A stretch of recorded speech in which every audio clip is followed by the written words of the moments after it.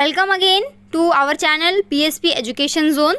तो जैसे कि मैंने बताया कि आज हम इस चैप्टर को कंटिन्यू कर रहे हैं, तो आज हम इस चैप्टर के पार्ट 2 में हैं। तो आज हम यहाँ पे मेनली क्या क्या पढ़ेंगे देख लेते हैं एक बार, ठीक है। तो हमने जहाँ तक पढ़ा था पहले हम टॉपिक्स देख लेते हैं जो हमारे कंप्लीट हो चुके हैं, ठीक है। तो टॉपिक्स में अगर हम बात करें, हमारा इंट्रोडक्शन हो चुका है, ठीक है। इंट्रोडक्शन हो गया है लॉ ऑफ केमिकल कॉम्बिनेशन में, law of conservation and law of constant proportion, दोनों हमारा कंप्लीट हो चुका है। आज हम पढ़ेंगे वो है Dalton's atomic theory and what is an atom. ये दो और सिंबल्स, ये तीन चीज़ आज हम कवर करने का कोशिश करेंगे, ठीक है। अब जितना होता है उतना हम ट्राई करते हैं। तो चलो फिर शुरू करते हैं। कल तक जो हम पढ़ लिए थे उसके बाद से आज हम शुरू करेंगे, मतलब डाल्टन्स एटॉमिक थ्योरी से। तो डाल्टन्स एटॉमिक थ्योरी क्या बोलता है, इसके अकॉर्डिंग क्या है, इसने कुछ पोस्टुलेट्स दिया था, ठीक है। डाल्टन ने कुछ पोस्टुलेट्स दिया था। Matter is made up of tiny particles, matter छोटे छोटे पार्टिकल से बनता है जिसको कहा गया है एटम, ठीक है। इन्होंने ये पहला कहा था। उसके बाद इन्होंने कहा था कि atoms are indivisible, atoms indivisible है, मतलब एटम्स को हम और डिवाइड नहीं कर सकते, एंड कैनॉट बी क्रिएटेड और डिस्ट्रॉय, ना ही इसको क्रिएट कर सकते हैं और ना ही इसको डिस्ट्रॉय कर सकते हैं एक केमिकल रिएक्शन में, ठीक है। Atoms of a given element are similar in mass and properties. Atoms जो होते हैं गिवन एलिमेंट में वो सिमिलर होता है, उसका मास भी सिमिलर होता है, उसका केमिकल प्रॉपर्टीज भी सिमिलर होता है। प्रॉपर्टीज मतलब मेनली यहाँ पे बात किया गया है केमिकल प्रॉपर्टीज का, ठीक है। ये दोनों क्या होता है, सिमिलर होता है।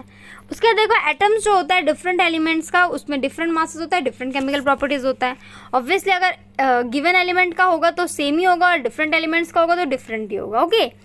फिर atoms combine in small whole number ratios to form compound, small whole number के रेशियो में वो कंबाइन करता है। In a given compound relative number and kind of atoms are constant. एक गिवन कंपाउंड में जो रिलेटिव नंबर होता है और जो काइंड ऑफ एटम्स होता है वो कांस्टेंट रहता है। चलो इसका हम पढ़ लेते हैं एटम्स क्या होता है, ठीक है।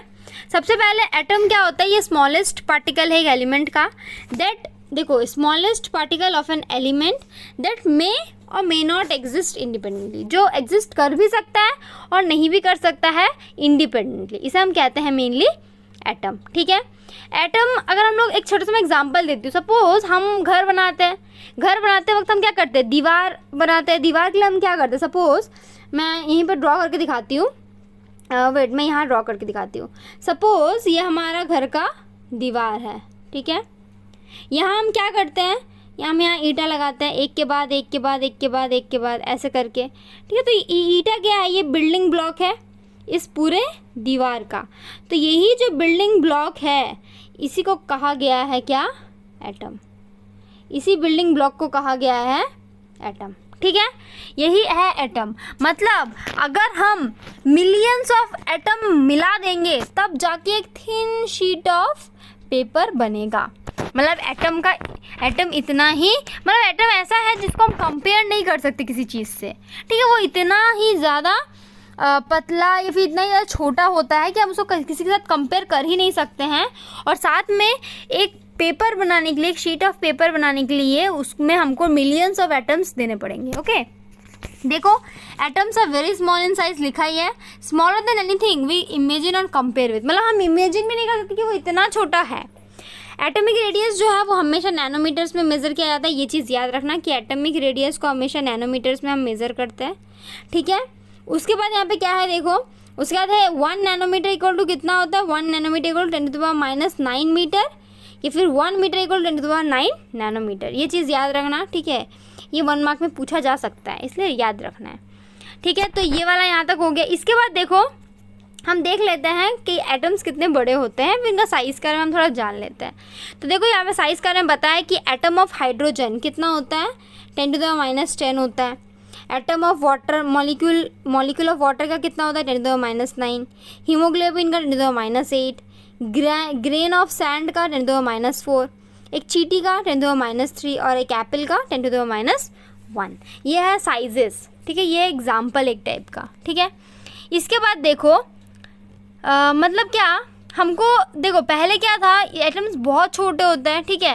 बट वो कितने भी छोटे क्यों ना हो, हमको उसके बारे में जानना ज़रूरी है। क्यों, क्योंकि हमारा पूरा world made up of atoms, ठीक है। हमारा पूरा वर्ल्ड एटम से बना हुआ है, भले वो हमको दिखे चाहे ना दिखे, वो हर जगह प्रेजेंट है। और वो कॉन्स्टेंटली हमारे कामों को इफेक्ट कर रहा है, हम जो भी कर रहे हैं उसको इफेक्ट कर रहा है।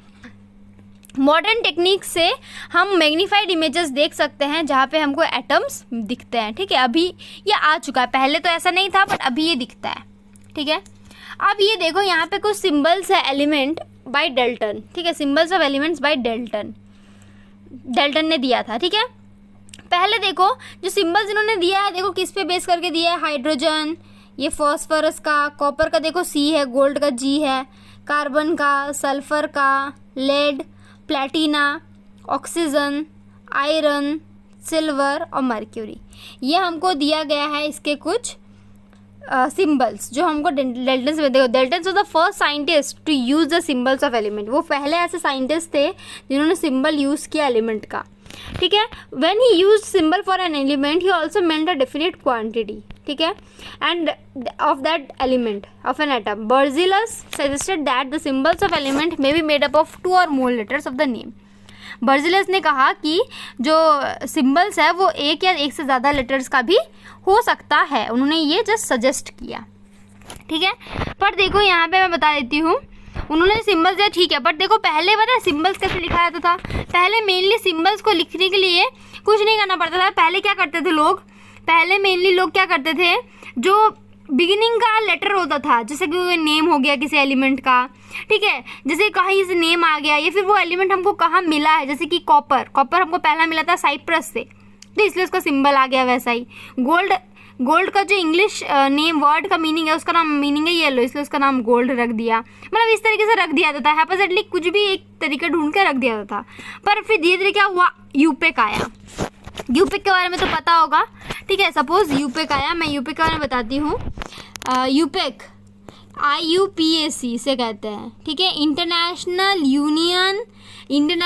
Union of pure and applied chemistry, ठीक है, international union of pure and applied chemistry.